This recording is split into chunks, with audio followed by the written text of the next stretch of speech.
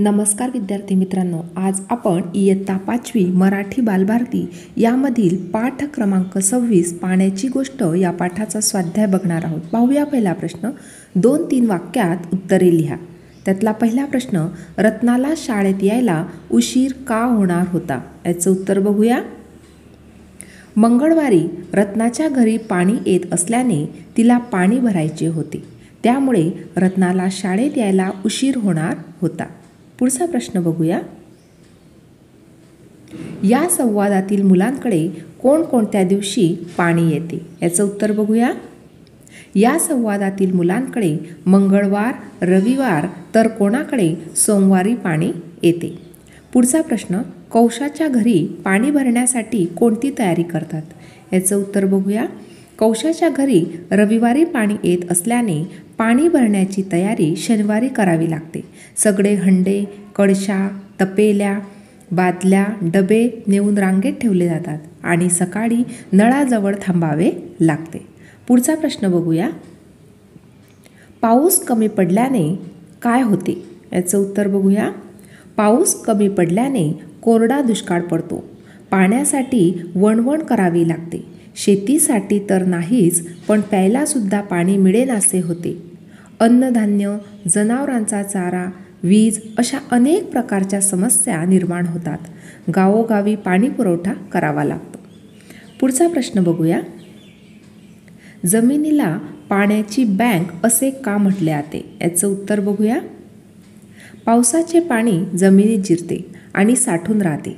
जमिनीत जिरलेले पाणी आपल्याला हवे त्यावेळी विहिरीच्या माध्यमातून तसेच कूपनलिकेच्या माध्यमातून उपलब्ध होते. पावसाचे पाणी हे जमिनीमध्ये साठून राहते, म्हणून जमिनीला पाण्याची बँक असे म्हटले आहे. पुढचा प्रश्न बघूया. दुष्काळ या विषयावर 8 ते 10 ओळी लिहा. याचं उत्तर बघूया.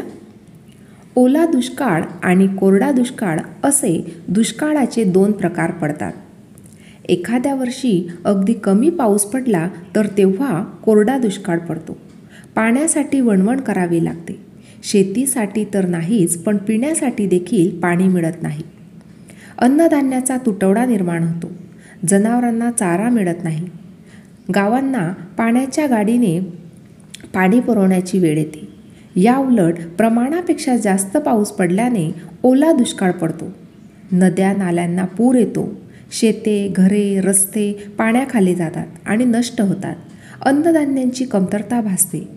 दोन्ही प्रकारच्या दुष्काळात केवळ नुकसानच होते. पुढचा प्रश्न बघूया. निरीक्षण करा, सांगा व लिहा. तुमच्या घरी पाणी कसे येते, किती वेळा आणि पाणी भरण्याचे काम कोण करते? याचं उत्तर बघूया. आमच्या घरी येणारे पाणी हे सार्वजनिक पाणी पुरवठा योजनेद्वारे येते. पाणी दिवसातून एकदाच येते. सकाळी 7:30 ते 9:30 या 2 तास पाणी पुरवठा केला जातो. आमच्या घरी पाणी भरण्याचे काम आई, ताई आणि मी करतो. पुढचा प्रश्न बघूया. तुम्ही आंघोळीसाठी दररोज अंदाजे किती पाणी वापरतात? यात किती बचत करता येईल? याचं उत्तर बघूया. मी आंघोळीला दररोज अंदाजे 18 लिटर पाणी वापरतो. आंघोळीला शॉवरचा वापर मी टाळला तर पाण्याची काही प्रमाणात बचत करता येईल. पुढचा प्रश्न बघूया. घराखेरीज खालील ठिकाणी पाणी वाया जाऊ नये म्हणून काय करता येईल ते चर्चा करून लिहा. याचं उत्तर बघूया. बघा, आता शाळेमध्ये आपण कशा प्रकारे पाणी वाया जाऊ नये म्हणून आपल्याला काय करता येईल ते बघूया. पहिलं, शाळेत हात धुताना पाण्याचा नळ सतत चालू ठेवू नये. दुसरं, जलतरण तलावातील पाण्याचे शुद्धीकरण करून त्या पाण्याचा वापर इतर कामांसाठी केला जाऊ शकतो. पुढचं बघूया.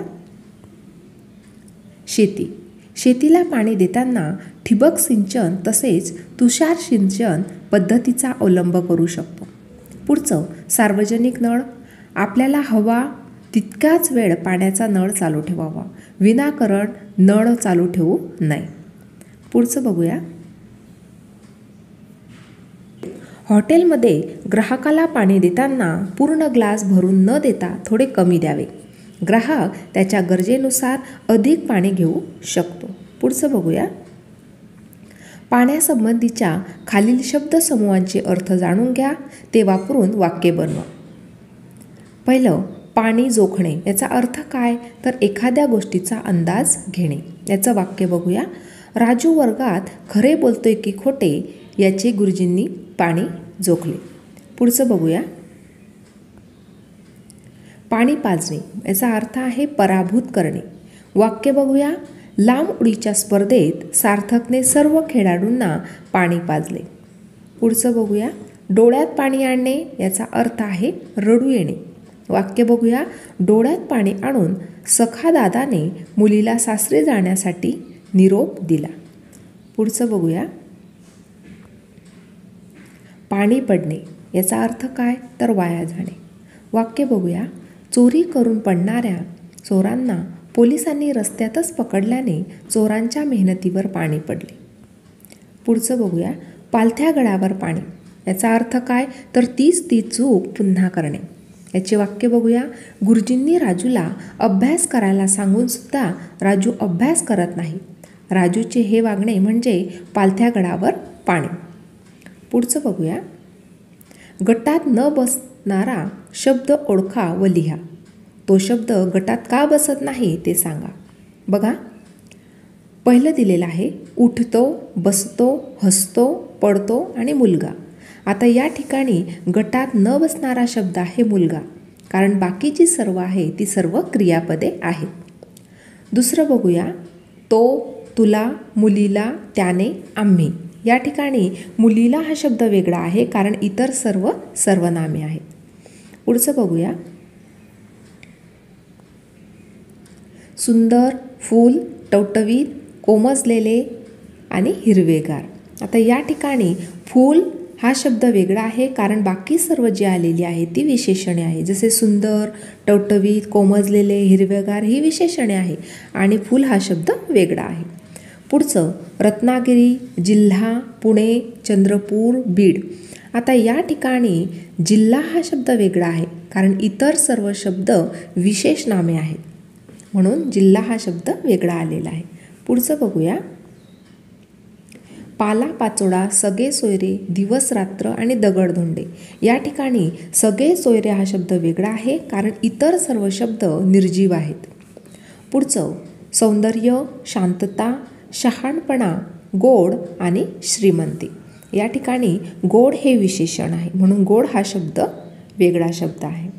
पुढचं बघूया. नद्या, झाड, फुले, पाने आणि फळे. या ठिकाणी नद्या हा शब्द वेगळा आहे कारण इतर सर्व शब्द झाडांशी संबंधित आहे. जसे झाड, फुले, पाने आणि फळे हे झाडांशी संबंधित आहे म्हणून नद्या हा शब्द वेगळा आहे. पुढचं इमारत, वाडा, खोली, खिडकी, बाग.